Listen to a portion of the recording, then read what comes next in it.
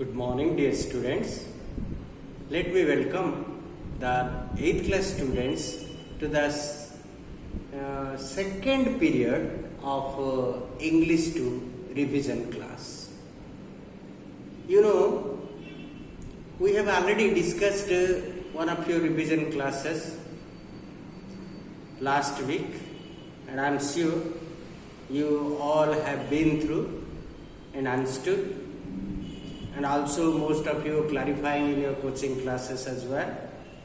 Still then, we have the revision class again to discuss some more things which we have not covered in our previous class. But before going to discuss about them, let's have a little concentration. For that, we should have Brahmanath. Please sit Siddha with Dhyana Mudra and have Brahmanath.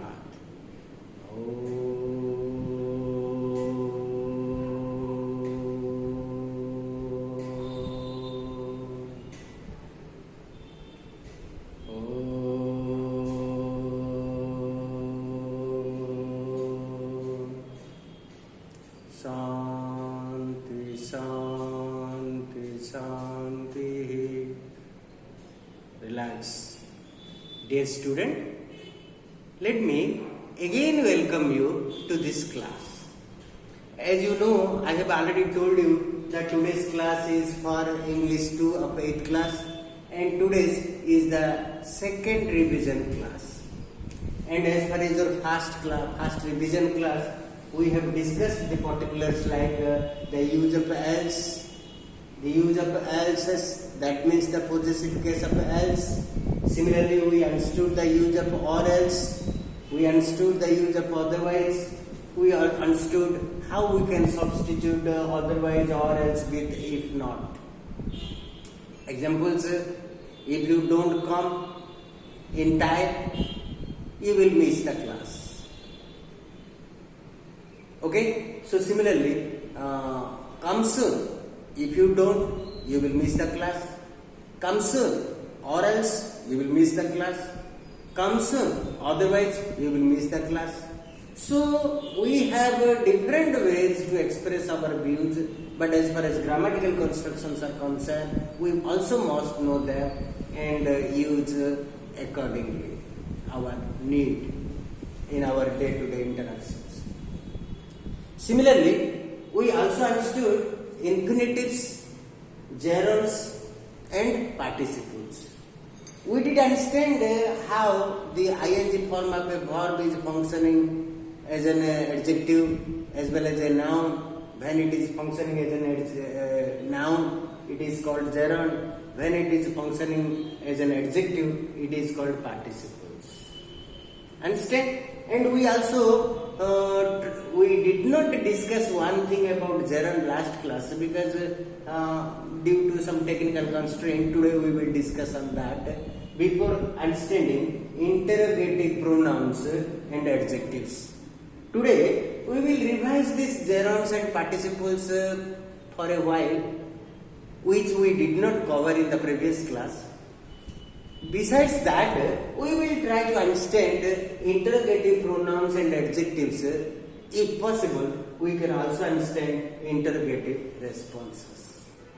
Okay? So for that, please have your concentration and let me write something so that we can recall and understand further. Okay? Here you see, last class, that means in our last revision class, while discussing about gerunds and participles, we could not cover a certain technology of using gerunds due to some technical constraints. Let us now revise the same thing for your understanding. You see, what happens while we are using gerunds, while speaking and writing, we should understand, we should remember one rule is there. What is that rule? The gerund is a noun. The gerund is already a noun. We know it is a verbal noun. And it is derived from a verb. When the ing form of a verb is functioning as a noun, it is called gerund, and gerund is a noun. and therefore any noun or pronoun comes before it. Any noun or any pronoun comes before gerund in our sentence must be in its possessive case. Possessive case means if Ramo is used, we can make Ramos. If I is used, we can use mine. If he is used, we can use his. Understand? So for your understanding, as we have already discussed, again to recall your understanding, I have written such two sentences from which you can better understand. Okay, see, our teacher won't like us coming late. You see, here, this is a gerund, and before gerund, we have used a pronoun, and this pronoun means in its objective case, object case, subject is we, object is us, and its possessive is ours. So we cannot use over here the objective case of this pronoun because we have used it before a gerund. Therefore, it is the rule that we must make it the possessive case.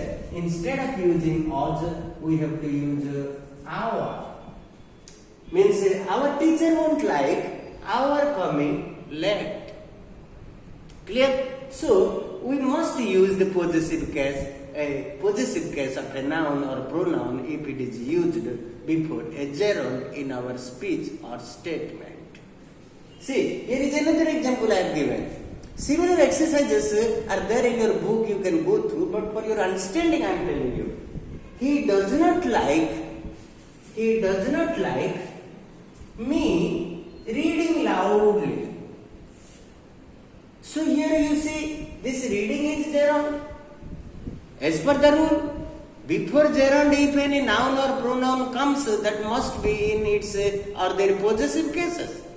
So here, when we have used this pronoun me, which is in the object case, so we cannot use over here.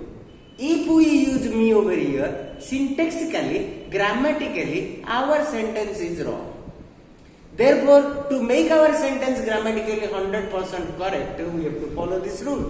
What is this? We have to use the possessive case of this noun or pronoun, so we can use my reading loudly.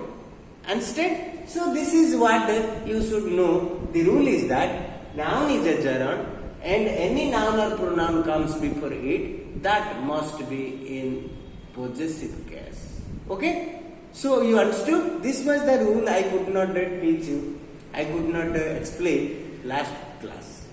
Today we understood again. We revised. Let's understand the next chapter is interrogative pronouns and adjectives. Okay? Dear students, now we will discuss about the next topic briefly. Interrogative pronouns and adjectives. As you know, we have already discussed pronouns are of different types. Personal pronouns, interrogative pronouns. There are several different pronouns we have already discussed. Today's discussion is pronoun means some words we can use in place of a noun. So, in place of a person, we can use who, whom or whose. We can use who if we are talking about as a subject of a person. We can use whom as an object. We can use whose if we are talking about the possessive. Similarly, we use what which as a subject when we are talking about a thing or place or animal or something non-living things. Animal means not big animals, small elements. We can use this what or which as a subject, and we also use what and which as objects as well. Similarly, of which we can use its possessive case of animals, things or places. Okay, but now the point is here that how these are the interrogative words. That means which we use to ask questions. For example, who is your teacher?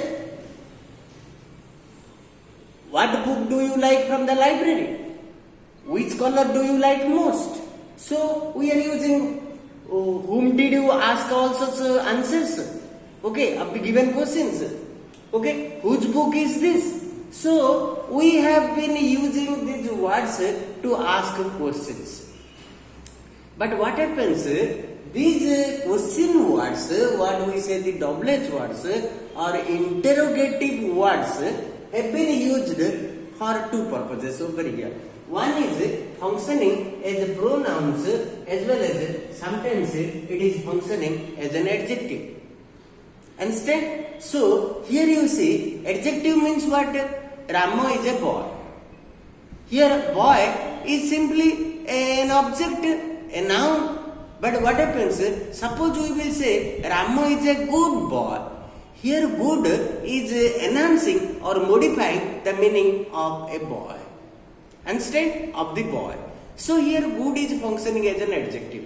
So anything, suppose any of the such interrogative pronouns, if we used before a noun or pronoun, then they will function as adjectives. So in that case, they will not be called simply interrogative pronouns. They can be called interrogative adjectives as well. Okay, so let me write some examples so that you can better understand. Now you understand that we use who, whom, whose for persons. Okay, so who is your father? We cannot tell. Who is your table? We cannot say. Understand? Who is your pen? We cannot say. We use who for persons. Similarly, whom for persons. Whose is for persons. What which and of which we use for things, animals and places. Okay, now let's understand how we can distinguish between these interrogative words used as simply pronouns as well as used as adjectives. Okay, so let me write something on the board so that you can better understand. Here, to understand the concept of interrogative pronouns and adjectives, I have written some sentences. This is what we are revising our previous understanding. Previously, we have clearly discussed about this chapter. I wish and suggest everyone please revise them so that you can have a broader understanding about this chapter. But today, for your recalling of your understanding about interrogative pronouns and adjectives, I have written some words. Let's understand. First, here you see dash is your class teacher. Suppose this is a question, what we will use? We can use this is a person, class teacher is a person. So we have used who? Who is your class teacher? You see, after this who, what is used? Is a verb is used. So it cannot be called as an adjective. Because if it is used as a noun, then it could have functioned as an adjective. So here simply who is an interrogative pronoun because who we can use in place of a person, the class teacher. Understand? So it is used as a pronoun, but as an interrogative pronoun, a pronoun that asks questions. Similarly, here this girl won the competition. This girl you won the competition. That means we can use which girl? Which girl? There are some girls are sitting. Which girl won the competition? Oh, that girl won the competition. So here you see which is used for girl, for a person as well, but it is used before the noun. Girl is a noun. It is an interrogative pronoun, but this interrogative pronoun is functioning the adjective because anything comes before the noun, that means any word that qualifies or modifies the meaning of a noun is functioning as an adjective. So this is what not a simply interrogative pronoun. Here it is called interrogative adjective because it is modifying the meaning of the girl that is used after this interrogative pronoun. So this is interrogative adjective. Similarly, you see, this boss goes to Bhubaneswar. This boss goes to Bhubaneswar. That means there are some bosses there, limited numbers. From there we have to identify a particular boss. So that means we can use which boss. Which boss goes to Bhubaneswar? So no doubt here this which is functioning as an interrogative word. It is asking a question. It is used as interrogative pronoun. But after this interrogative pronoun, there is a noun. So here this interrogative pronoun is functioning as an adjective. Therefore, we can say it is interrogative adjective. But here who? There is no noun or pronoun. So here it is functioning only interrogative pronoun. But here this interrogative pronoun is functioning as an interrogative adjective. Clear? Similarly, this book is important for a science student. That means we can use what book or which book. What book is important for a science student or which book is important for a science student? So when we are asking, we are talking about a particular book, then this what and which, after that book is used as a noun. So here what and which, no doubt they are interrogative pronouns, but they are here functioning as an adjective. Therefore, they are called interrogative adjective. Similarly, dash dress is it? Your or mine? That means whose dress is it? Your or mine? That means here whose, after this whose, there is a noun dress. Therefore the dress is a noun, and before this whose is used and it is asking particularly whose dress is it. So it is functioning as an adjective. No doubt it is an interrogative pronoun, but here functioning as an adjective of this dress. So this is not simply an interrogative pronoun, but it is called over here the interrogative adjective. But here who? After that there is no noun, therefore it is here simply functioning an interrogative pronoun. But others are functioning interrogative adjectives. Understood? So this is what briefly I made to recall your understanding. For a broader understanding, please go through those books, the book you have and those videos you have already had. Okay, so let's understand a new topic briefly about that to recall our past knowledge. Okay, dear students, let's understand briefly about the next topic today. We have the interrogative responses. Interrogative responses. And before this interrogative responses, we understood a new chapter. What is called interrogative pronouns and interrogative adjectives. How interrogative words are used as only pronouns as well as adjectives. That was our discussion previously. And now we will understand interrogative response. You know, interrogative means the words we use to ask questions. You see some of the words we are using. So we use who is your teacher, whom did you ask your question, whose pen is this, what is your aim in your life, which book you like to read most from here. Similarly, why did you come, why did you absent in the last class? We want to know the reason. Similarly, when we want to ask about a place, where is your village? Similarly, when we want to ask about the time, we use when do you come to your school every day? Similarly, when we want to know the procedure, the process, the way, so we use how do you come over here? So I come by bus, I come by bike. Okay, how can you prepare tea? So this is the process. So whenever we want to have some informations required, and we want to put any question, we use these question words, which are, we say, the interrogative words. But here the topic in collectively is called interrogative response. Response means giving our reaction. Response means giving reaction. But we are giving reaction using interrogative words. Understand? That means we are using interrogative words. Who, or what, or which, or where, or how. We are using these interrogative words and give our response to have more informations. Our response is to give more informations. Our response, our interrogative response is to get more informations. Understand? So, to get more informations.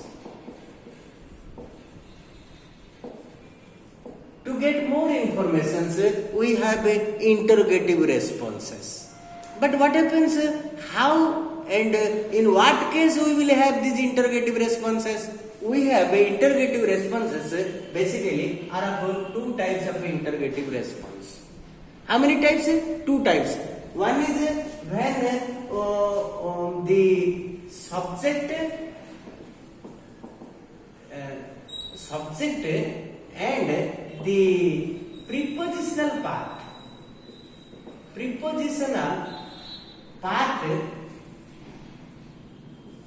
of a sentence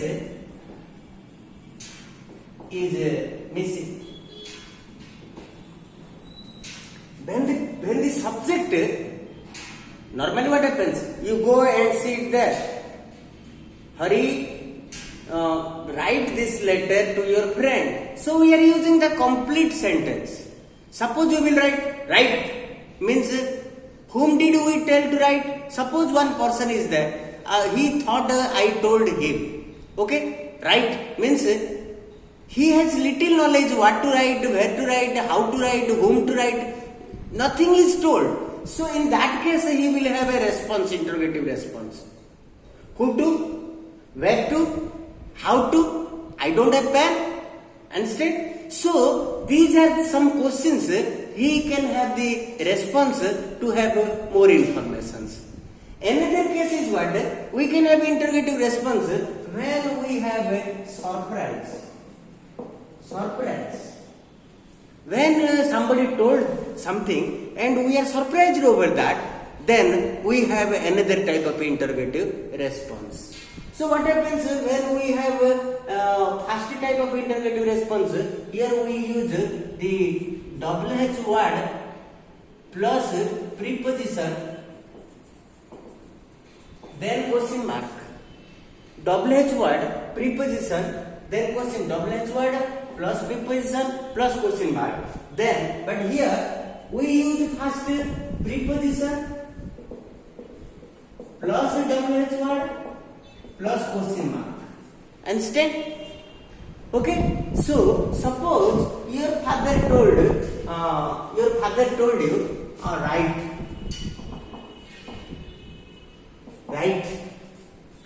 Your father did not take your name. It does not have the subject.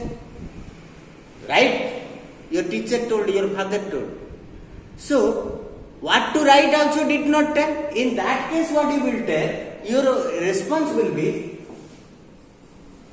what to write. That what to means what to write. You can ask, suppose you don't have pen, how to write. Understand? Similarly, suppose you want to, your father is supposing to tell you to write to your younger brother. So, but he is not clearly telling you. You can write who to, right?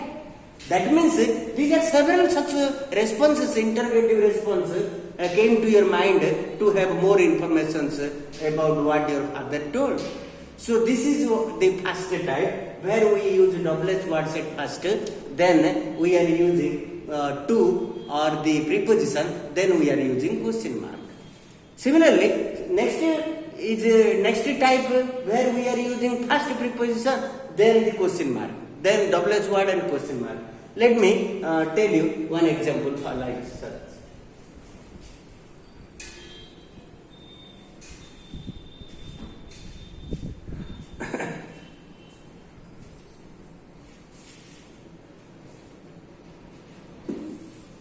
You see, suppose one example given, comb your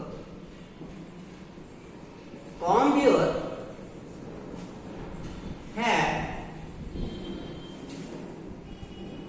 with this pen.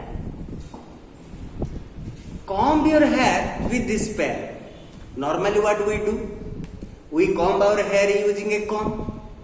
Okay, so that is a technology developed to comb our hair.